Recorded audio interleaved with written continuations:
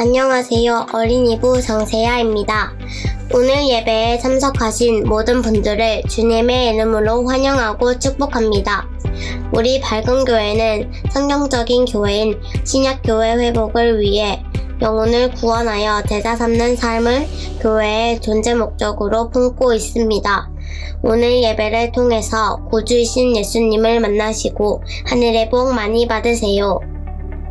2024년 사역 표요입니다. 다 같이 읽겠습니다. 시작!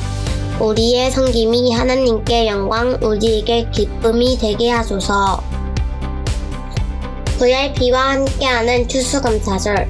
날짜는 오늘 10월 27일 이후 예배 후이며 각 목장에서 준비한 음식과 VIP 선물을 준비하였습니다. 당당한 최병기 목사님입니다. 총목자 모임 안내입니다. 이번 달 총목자 모임은 쉽니다. 각 목장별 VIP와 즐거운 시간을 가지시기를 바랍니다. 11월 총목자 모임은 24일 오후 3시 30분에 있습니다. 라일락조 좋아좋아조 목장 탐방이 있습니다. 스찬 목장 11월 7일 목요일, 대학원 목장 11월 8일 금요일, 작은교회 목장 11월 15일 금요일, 은혜 목장 11월 21일 목요일에 있습니다. 담당은 조장민 목장님입니다.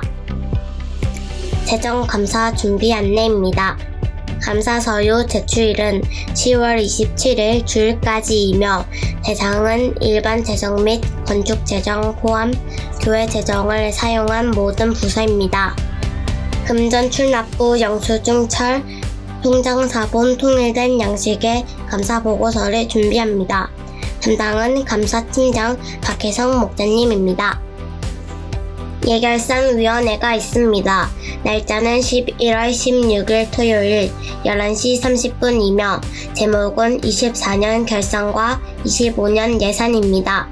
담당은 담임 목사님입니다. 예배 회복이 신앙의 회복입니다. 주일 연합 예배, 영적 라이벌 13, 믿음의 이해역, 수요 예배, 왜 성령인가 8, 새 사람 성령으로 변화되는 삶, 설교 동영상을 보며 말씀의 삶을 살려고 노력합니다. 설교 동영상으로 VIP와 결석한 목원들을 섬깁니다. 돕는 기도 부탁드립니다. 목자 목녀와 함께 목장을 세워갈 동역자인 목원들이 평신도 세미나에 참여하도록 은혜를 내어주시옵소서. 교회의 모든 환우들의 질병을 치유하여 주시옵소서. 다음 세대가 건강하게 세워지도록 지혜와 은혜를 내어주시옵소서. 교회 청소 섬김 목장입니다. 10월 26일 어울림 목장, 11월 2일 대학원 목장입니다. 교회 중식 섬김 목장입니다. 10월 27일 선암 목장, 11월 3일 수천 목장입니다. 암송구절입니다. 요한일서 5장 13장 말씀 다같이 읽겠습니다. 시작! 나는 하나님의 아들의 이름을 믿는 사람들인 여러분에게 이글을 씁니다. 그것은 여러분이 영원한 생명을 가지고 있다는 것을 알게 하려는 것입니다. 요한일서 5장 13장 말씀. 아멘 아멘.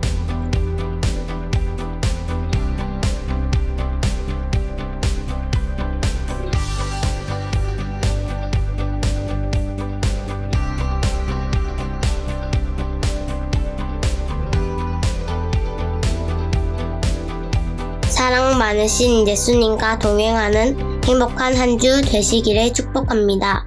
감사합니다.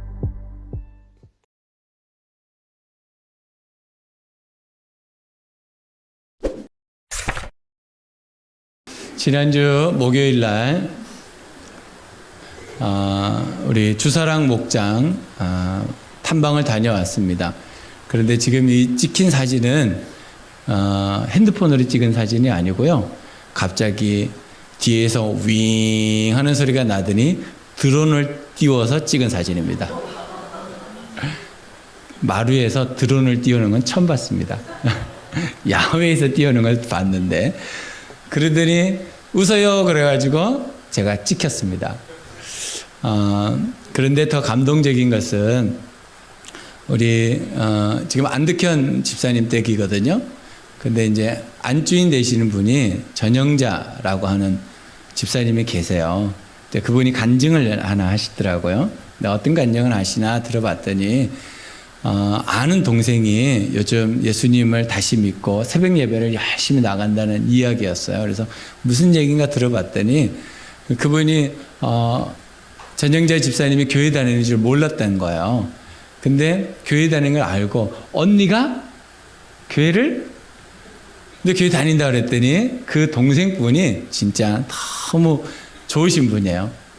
혹시 언니가 다니는 교회가 이단일 줄 모르니까 내가 가봐야 돼. 언니는 교회를 안 다녀서 모르지만 나는 교회를 다녀봤기 때문에 가보면 알아. 그리고 우리 교회를 한번 와보셨대요. 그리고 목장에도 참여해 보셨대요.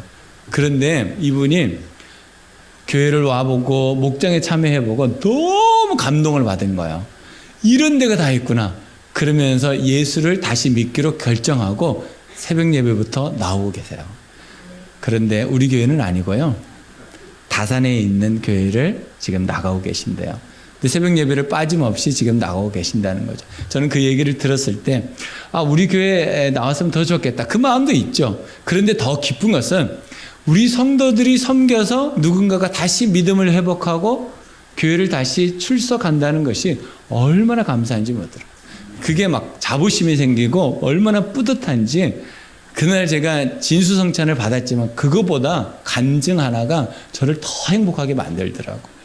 우리 성도들이 언제 어디서든지 예수님을 자랑하고 예수님을 보여주는 삶을 살고 있어서 그것이 얼마나 감사한지 모릅니다. 여러분 삶 가운데 살아계신 하나님을 잘 보여주시고 우리 주변에 있는 모든 사람들이 구원받고 천국의 소망으로 살아가기를 주님의 이름으로 축복합니다. 오늘 주제입니다. 믿음의 이해력은 영원한 생명을 아는 지혜이다. 믿음의 이해력은 영원한 생명을 아는 지혜이다. 시작. 믿음의 이해력은 영원한 생명을 아는 지혜이다. 믿음이 있다라고 했을 때 그 믿음은 어떤 믿음이냐면 하나님에 대한 믿음이 있어야 됩니다. 하나님 아버지를 믿는 믿음이 있어야 됩니다. 또 하나는 예수님을 나의 구주와 주인으로 믿는 믿음이 있어야 됩니다. 또 하나는 성령님이 나를 도와주시는 분이다라고 하는 믿음이 있어야 됩니다. 이 이해가 있으면 우리에게 주어지는 것이 있는데 영원한 생명이라는 겁니다. 사람이 언제든지 죽죠. 그런데 내가 언제 죽는지, 언제 하나님 앞에 설지 아무도 모릅니다. 며칠 전에 우리가 잘 알고 있는 연예인 중 한 분이 돌아가셨어요. 그렇죠? 그분은 집사님이시고 많은 것을 다니면서 간증하면서 영혼 구원하셨던 분입니다. 예전에는 예수님을 안 믿었지만 전도받고 예수님을 잘 믿고 있는 가운데 혈당 쇼크로 그렇게 돌아가셨다라는 생각을 얘기를 들었습니다. 여러분 우리가 언제 하나님 앞에 설지 아무도 모릅니다. 그러나 우리가 무엇을 이해하고 살아야 되냐면 정말 내가 하나님과 예수님과 성령님을 믿으면 나에게 영원한 생명을 주시는구나. 이 이해는 있어야 됩니다. 내가 잘 하느냐 못하느냐, 교회를 열심히 다니냐 안 다니느냐, 그것은 차후 문제입니다. 우리에게 분명히 있어야 될 이해력은 정말 내가 삼위일체 하나님을 믿는 믿음, 그 믿음이 나에게 있으면 됩니다. 100% 있어야 되나요? 저도 100% 아닙니다. 저도 100% 없어요. 우리는 1%부터 시작하는 겁니다. 하나하나 시작하면서 그 믿음이 나에게 이해되어지면 하나님은 나에게 영원한 생명을 주신다는 것. 이 지혜를 가지기 위해서 우리는 오늘도 예수님을 믿고 오늘도 예배를 드리는 겁니다. 여러분들 안에 이 믿음의 이해력이 충만하시기를 주님의 이름으로 축복합니다. 제가 우리나라 사람들이 아닌 외국 사람들이 이해한 정말 예수를 믿지 않고 있는 사람들이 어떻게 구원받지 못하는가? 외국 사람들은 7가지 죄에 대한 이해를 가지고 있어요. 존 파이퍼 목사님 외에 7분이 편지해서 쓴 책입니다. 당신의 행동에 숨겨진 7가지 치명적인 죄. 서양 사람들은 이 7가지 죄를 가지고 있으면 구원받지 못한다라는 생각을 가지고 있었대요. 그 7가지 죄가 여기에 나오는 교만과 시기와 분노와 나태와 탐욕과 탐식과 정욕. 이 7가지를 가지고 있는 사람 구원받지 못한다라는 개념을 아주 강하게 가지고 있다 그래요. 그래서 영화까지 나왔어요. 1995년 브래드 피트가 주연하고 모건 프리먼이 함께 나왔던 이 영화 세븐. 여러분 보신 분도 있겠지만 제가 이 영화를 보고 난 다음에 이해를 못했어요. 이게 왜 죽을 죄인가? 그 영화에서는 이제 신부가 나와서 이 7가지 죄는 구원받지 못하는 죄다 이렇게 얘기하고 사람들을 죽여나가는 거거든요. 살인 사건에 대한 얘기인데 결국에는 분노로 브래드 피트가 진짜 살인자를 총을 쏴서 죽이는 그런 장면들이 나옵니다.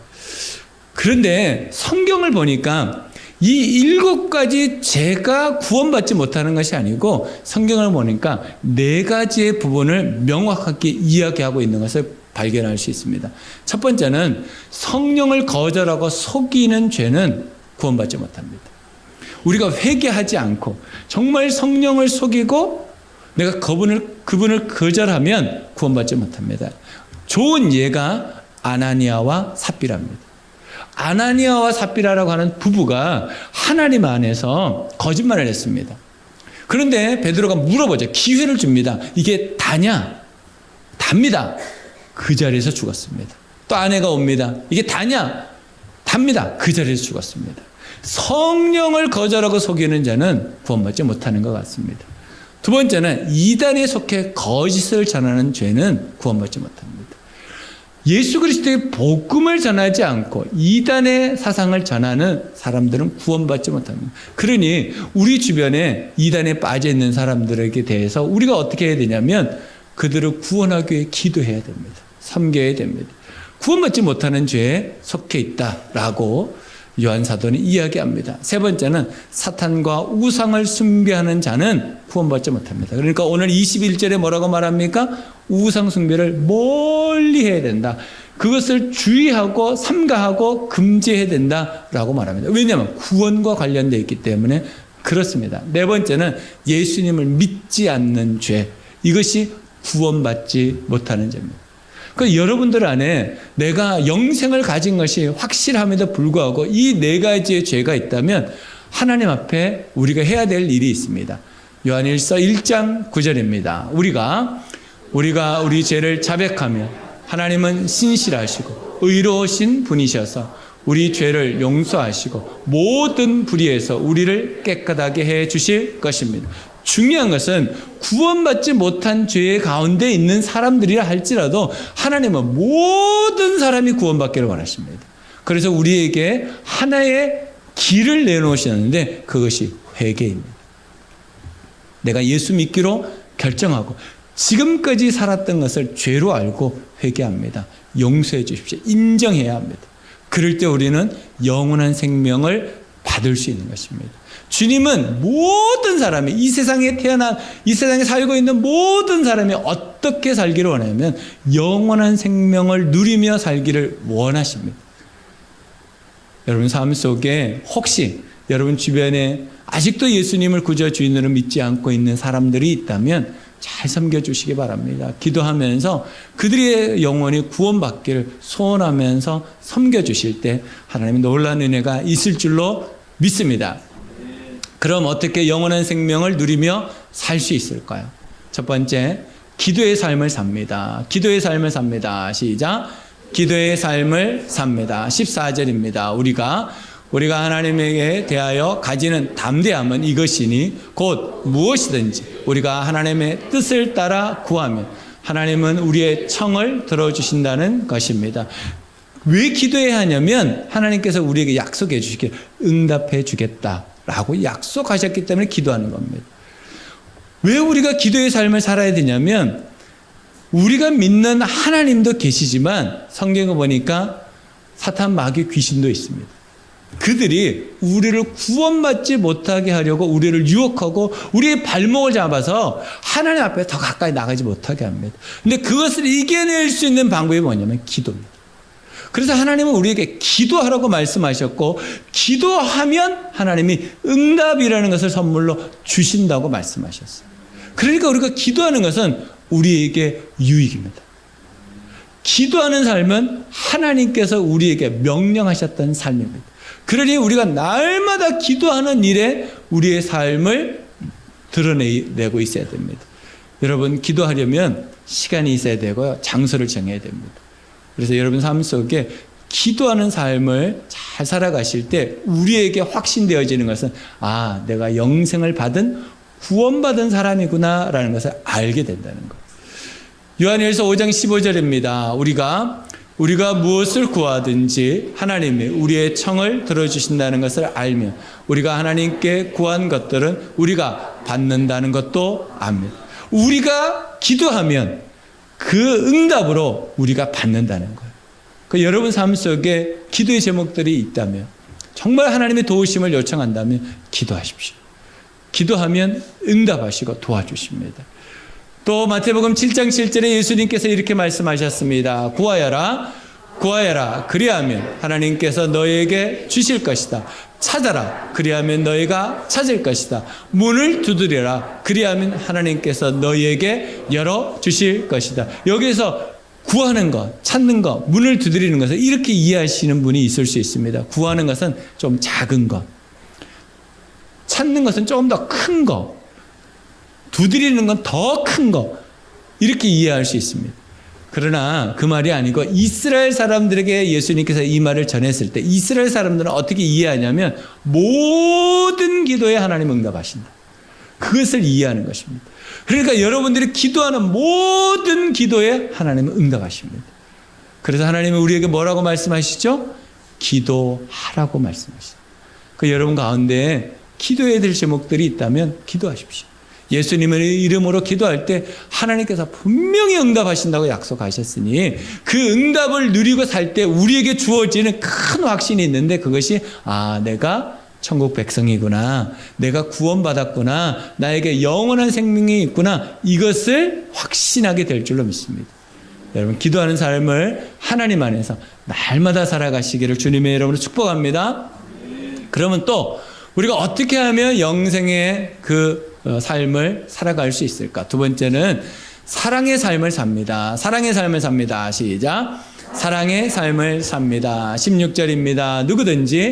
누구든지 어떤 교우가 죄를 짓는 것을 볼 때에 그것이 죽음에 이르게 하는 죄가 아니면 하나님께 간구하십시오. 그리하면 하나님은 죽을 죄를 짓지 않는 그 사람에게 생명을 주실 것입니다. 죽을 죄가 있습니다. 이 죄를 두고 간구하라고 하는 말이 아닙니다. 참 안타깝게도 우리가 어쩔 수 없는 상황과 여건은 항상 있습니다. 그런데 두 가지의 죄가 있다고 요한 사도는 말해요. 하나는 죽을 죄가 있고 죽지 않을 죄가 있다. 죽을 죄는 뭡니까? 조금 전에 우리가 나누었던 네 가지의 죄입니다. 그것을 계속 회개하지 않고 나아가면 우리는 죽을 죄입니다. 구원받지 못합니다. 그러나 우리에게 실수라고 하는 일들도 있습니다. 그거는 죽을 죄가 아닙니다. 사과하면 됩니다. 그리고 또 고의적으로 내가 하지 않은 것은 하나님께 사과하면 됩니다. 사람에게 사과하면 됩니다. 그건 죽을 죄가 아닙니다. 그러니까 죽을 죄와 죽지 않을 죄가 나누어져 있다는 것을 여러분 분명히 기억하고 사셔야 됩니다. 죄 그러면 우리 마음속에 놀람이 있죠. 나 구원 못 받는 거 아닌가?가 아니고 우리에게 죽을 죄가 있습니다. 그리고 죽지 않을 죄가 있습니다. 그 사실들을 우리가 기억하면서 사시는 게 중요합니다. 그래서 모든 사람들에게 우리가 복음을 전해야 하는 것은 누가 죽을 죄를 졌는지, 누가 죽지 않을 죄를 졌는지 우리는 잘 모릅니다. 그러니까 우리가 해야 될 일은 뭐냐면 모든 사람들에게 예수님을 보여주는 삶을 살아야 되는 거죠. 그래서 모든 사람이 예수님을 믿어가지고 정말 천국 백성이 되도록 우리가 섬기는 겁니다. 그러려면 우리가 손해봐야 됩니다. 손해보지 않고 예수님을 전할 수 있는 방법은 없는 것 같아요. 손해볼 때 예수님이 명확하게 드러납니다.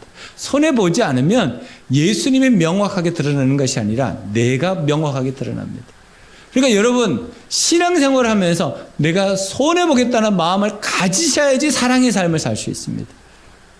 그러니까 여러분 삶 속에 이 사랑의 삶을 잘 살아가시기를 주님의 이름으로 축복합니다. 그럴 때 우리는 이 고백을 하게 되죠. 같이 읽겠으면 내 옆에 있는 사람은 나를 살리든지 내가 살리든지 하는 귀한 사람입니다. 여러분 옆에 분을 좀 보시죠. 귀하게 보이십니까? 너무 귀하시죠? 우리 옆에 분의 손을 탁, 양손을 탁 잡고 우리 이걸 다시 한번 읽어보겠습니다. 내 옆에 있는 사람은 나를 살리든지 내가 살리든지 하는 귀한 사람입니다. 이런 사람은 우리가 VIP라고 그러는 거야. 귀한 사람. 귀하신 분들이에요. 그래서 우리는 사랑의 삶을 사는데 이렇게 살아가려면 내가 손해봐야 된다. 내가 손해볼 때 이렇게 살 수 있지. 손해보지 않고 산다? 절대로 귀하게 여길 수가 없습니다. 예수님이 이 땅에 있어서 가장 큰 손해를 보셨어요. 아니 예수님보다 그 더 큰 손해를 보신 분들이 하나님이세요. 자기 아들이 자기가 만든 피조물 손에 죽어가는데도 그것에 대해서 말도 못하고 가슴 아파만 하시고 있었어요.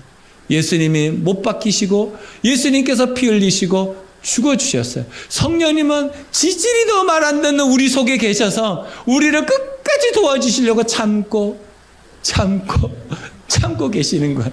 얼마나 그분은 손해를 보시는지 몰라요.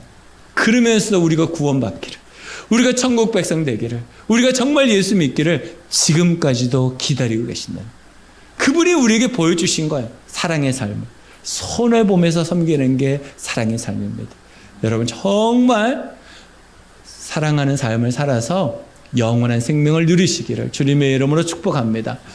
세 번째는 믿음의 삶을 삽니다. 믿음의 삶을 삽니다. 시작. 믿음의 삶을 삽니다. 20절입니다. 하나님의 아들이 오셔서 그 참되신 분을 알 수 있도록 우리에게 이해력을 주신 것을 우리는 압니다. 우리는 그 참되신 분, 곧 하나님의 아들 예수 그리스도 안에 있습니다. 이분이 참 하나님이시요 영원한 생명이십니다. 우리가 믿는 예수님이 어떤 분이신가? 그분은 우리에게 생명을 주시는데 그냥 생명이 아니라 영원한 생명을 주신다. 이게 우리가 잘 안 믿겨집니다. 우리는 영원이라는 단어가 말은 하는데 사실은 잘 안 믿겨집니다. 진짜 안 믿겨집니다. 여러분 하루살이가 내일을 압니까?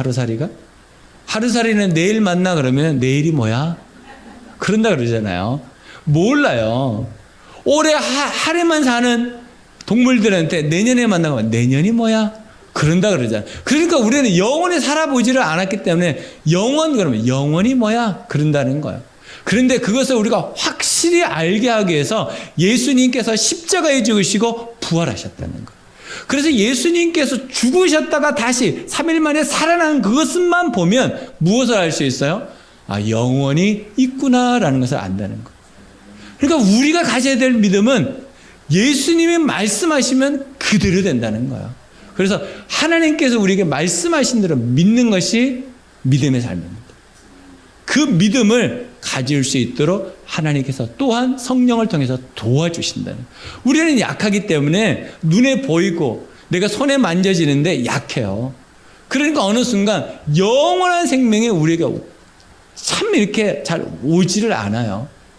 고작 내 앞에 있는 문제가 해결되기를 원할 뿐이죠. 내 눈앞에 있는 문제가 해결되면 하나님 살아계셔 라고 하는데 문제가 해결되지 않으면 우리는 또 좌절하고 낙심합니다. 그런데 여러분 한 가지를 생각하셔야 돼요. 우리가 이 땅에 사는 동안 우리가 기도한 100%가 응답되면 큰일 납니다.